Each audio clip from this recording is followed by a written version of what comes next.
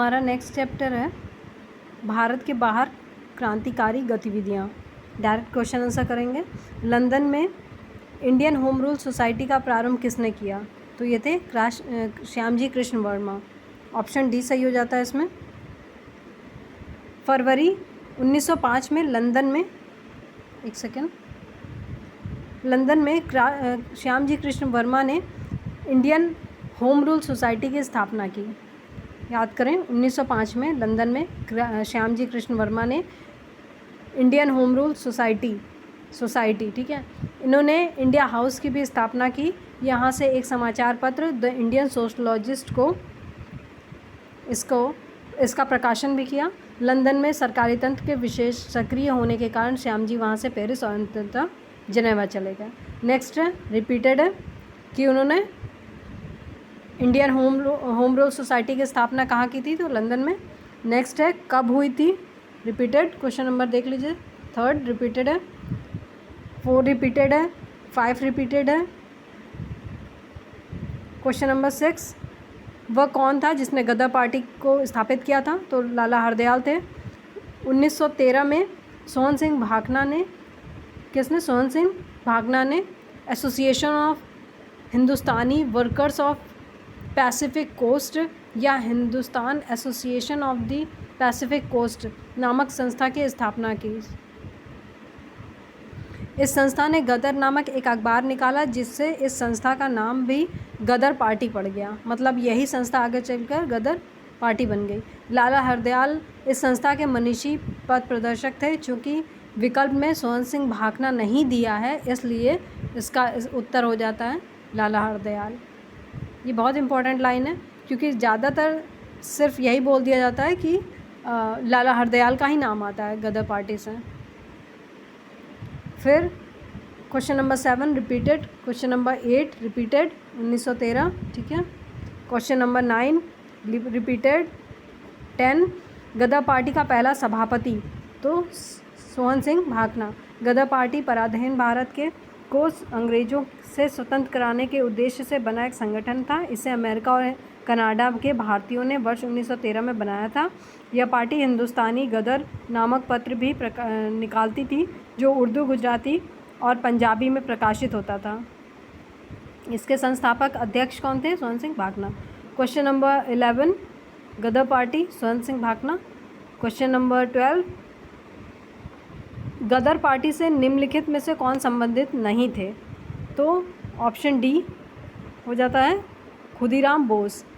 कौन कौन थे? लाला हरदयाल तो ठीक है, और बरकतुल्ला थे और पंडित रामचंद्र। गदर पार्टी 1913 को पराधीन भारत को अंग्रेज़ों से स्वतंत्र कराने के उद्देश्य से की गई थी इसकी स्थापना, और इसे अमेरिका एवं कनाडा में बसे भारतीयों द्वारा गठित किया गया था।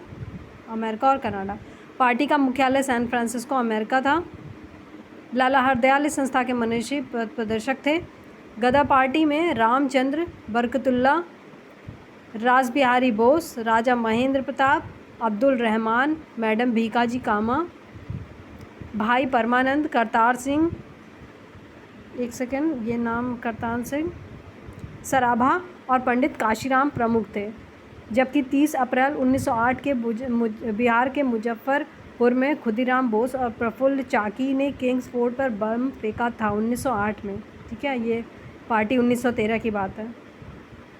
तो बम फेंका था और वो किसी और को लग गई थी। फिर इन लोगों ने, एक ने आत्महत्या कर ली, दूसरे को फांसी लगा दी गई, ऐसा था। खुदीराम बोस का गदर पार्टी से कोई संबंध नहीं था। Question number 13 repeated question. 14 repeated. 15 repeated है। गदर क्या था? भारतीयों का एक क्रांतिकारी संघ था। ऑप्शन ए सही हो जाता है। गदर पार्टी मुख्यालय सैन फ्रांसिस्को।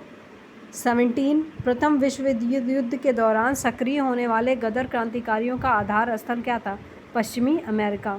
Option C. प्रथम विश्व युद्ध के दौरान सक्रिय होने वाले गदर क्रांतिकारियों का आधार स्थल उत्तरी अमेरिका का प्रमुख देश अमेरिका का सैन फ्रांसिस्को था। यदि अमेरिका का अर्थ संयुक्त राज्य अमेरिका से लगाया जाए तो सही विकल्प सी होगा, किंतु यदि अमेरिका का अर्थ अमेरिकी महाद्वीप से लगाया जाए तो ऑप्शन बी हो जाएगा सही, उत्तरी अमेरिका। ओके, बहुत डिपेंड करता है, आईएएस का क्वेश्चन है ये, ठीक है। नेक्स्ट है, गदर क्रांति छिड़ने का सबसे महत्वपूर्ण कारण क्या था? तो ये था ऑप्शन सी हो जाता है, प्रथम महायुद्ध का शुरू होना। स्वदेशी आंदोलन के निष्क्रिय होने से भारतीय राष्ट्रवाद के प्रहरी भी निष्क्रिय हो गए थे। 1914 में अचानक छिड़े प्रथम विश्व युद्ध ने भारतीय राष्ट्रीयता के प्रहरियों को झकझोरा, उन्हें उद्वेलित किया। उस समय धारणा प्रचलित थी कि ब्रिटेन पर किसी भी तरीके का संकट भारत के हित में है, उनके लिए मौका है। इस मौके का कई जगहों पर कई तरीके से फ़ायदा उठाया गया। उत्तरी अमेरिका में गदर क्रांतिकारियों और भारत में लोकमान्य तिलक, एनी बेसेंट एवं उनके स्वदेशी संगठनों ने इस मौके का फ़ायदा उठाया। गदर क्रांतिकारियों ने सशस्त्र संघर्ष के माध्यम से अंग्रेजी हुकूमत को उखाड़ फेंकने का प्रयास किया।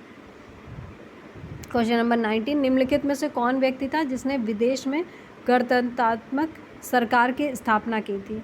तो वो थे महेंद्र प्रताप, राजा महेंद्र प्रताप। ऑप्शन ए, क्या किया था? विदेश में गणतंत्रात्मक सरकार की स्थापना। महेंद्र प्रताप ने अपने सहयोगी बरकतुल्ला के साथ प्रथम महायुद्ध के दौरान 1915 में काबुल, अफ़गानिस्तान में भारत की प्रथम अस्थायी सरकार का गठन किया था। ये बहुत इंपॉर्टेंट हो जाता है। इसमें राजा महेंद्र प्रताप स्वयं राष्ट्रपति और बरकतुल्ला प्रधानमंत्री थे, इसलिए जर्मनी, रूस ने मान्यता भी दी थी। नेक्स्ट है, प्रथम महायुद्ध के दौरान कहाँ पर भारत की एक अंतरिम सरकार बनी थी जिसके प्रेसिडेंट राजा महेंद्र प्रताप थे? Option A, repeated question. Question number 21, Germany के समर्थन से काबुल में राजा महेंद्र प्रताप के नेतृत्व में अंतरिम सरकार का गठन हुआ था। एक सेकेंड, रिपीटेड क्वेश्चन था ये, ठीक है। क्वेश्चन नंबर 22, भारतीय क्रांति की माँ किसे कहते थे? तो ये थी भीकाजी रुस्तम कामा, ऑप्शन डी, ठीक है। देखिए यूपीपीसीएस प्री में भी आया है और कई अदर एग्ज़ाम्स में भी आया है। भीकाजी रुस्तम कामा क्रांतिकारी राष्ट्रवाद की समर्थक थी। उन्होंने यूरोप, अमेरिका से क्रांति का संचालन किया। 1907 में इन्होंने जर्मनी स्टुटगार्ट की अंतर्राष्ट्रीय समाजवादी कांग्रेस में भाग लिया, जहां इन्होंने प्रथम भारतीय झंडे को फहराया। इसी सम्मेलन में इन्होंने अपनी पूरी शक्ति के साथ स्वतंत्रता के लिए संघर्ष करने के संकल्प की उद्घोषणा की। ये 30 वर्षों तक पेरिस में भारत की स्वतंत्रता के लिए काम करती रहीं। 1936 में 75 वर्ष की अवस्था में मुंबई लौट कर आईं और उसी वर्ष उनका देहांत हो गया। ये भारतीय क्रांति की माँ के रूप में विख्यात हैं। अब उनके बारे में दिया हुआ है क्वेश्चन नंबर 23 में कि उनके बारे में क्या सही है, सही देख लीजिए। तो उन्होंने 1907 में पेरिस में अंतर्राष्ट्रीय सोशलिस्ट सम्मेलन में ध्वजारोहण किया था, ऐसा कुछ नहीं है। अब देखेंगे ये वाला गलत है, ठीक है। और मैडम कामा दादा भाई नौरोजी की नीचे सचिव थी, ये बात सही है। और इनके माता पिता पारसी थे, ये भी बात सही है। तो इनका जन्म जो हुआ 1861 को हुआ, माता पिता पारसी थे। सोराबजी फ्रामजी पटेल उनके पिता थे। उनका विवाह रुस्तम के.आर. कामा से हुआ, वकील थे वो, सामाजिक कार्यकर्ता भी थे। मैडम कामा ने राष्ट्रीय आंदोलन के महान अग्रणी दादा भाई नौरोजी की निजी सचिव के रूप में कार्य किया उन्होंने। बाद में वे कुछ देशभक्त विद्यार्थियों एवं यूरोपियन बौद्धिक लोगों के संपर्क में आकर स्वतंत्र आंदोलन से जुड़ गईं। वह भारतीय क्रांति की माँ के रूप में विख्यात है। 22 अगस्त 1907 को, ठीक है, जर्मनी के स्टुटगार्ट में आयोजित अंतर्राष्ट्रीय सोशल सम्मेलन में उन्होंने भारतीय स्वाधीनता का झंडा सर्वप्रथम फहराया था। तो यहाँ पे क्या गलत हो जाता है? पेरिस गलत हो जाता है, हम जर्मनी की बात कर रहे थे, ठीक है। ये झंडा कलकत्ता झंडे का परिवर्तित रूप था, अतः प्रथम गलत है। और ठीक है, यहाँ तक हो गया। Next repeated question,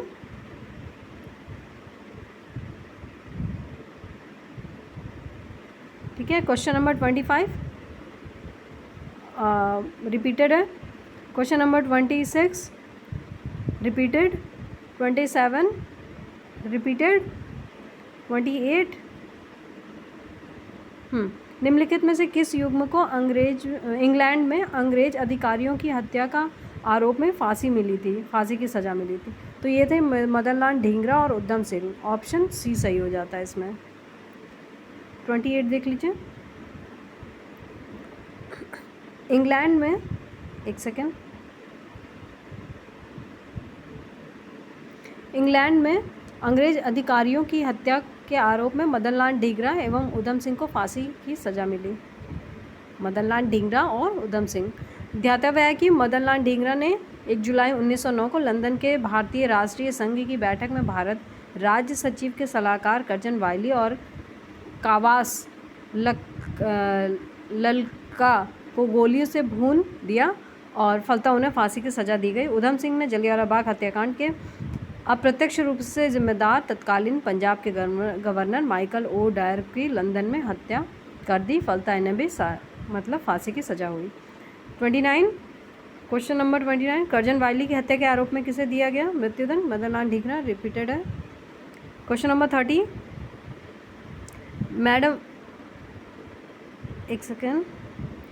madam Bhikaji कामा, एम बरकतुल्ला, VVS अय्यर और MN रॉय में क्या बात समान थी? ठीक है, तो वो ये थे कि ये सभी क्रांतिकारी थे। ऑप्शन सी देखिए, सभी क्रांतिकारी थे, स्वतंत्रता आंदोलन की अवधि में भारत से बाहर विविध देशों में काम कर रहे थे। ठीक बात है।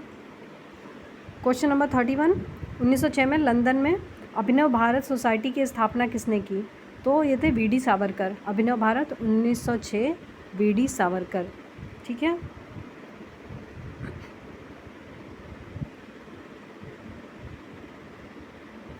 देश में क्रांतिकारी गतिविधियों पर प्रतिबंध लगने के बाद इन्होंने लंदन में इस सोसाइटी की स्थापना की। ध्यातव्य है कि विदेशी धरती पर स्थापित सबसे पुरानी क्रांतिकारी संस्था इंडिया हाउस थी, जिसकी स्थापना इंडिया हाउस 1905 श्यामजी कृष्ण वर्मा ने की थी।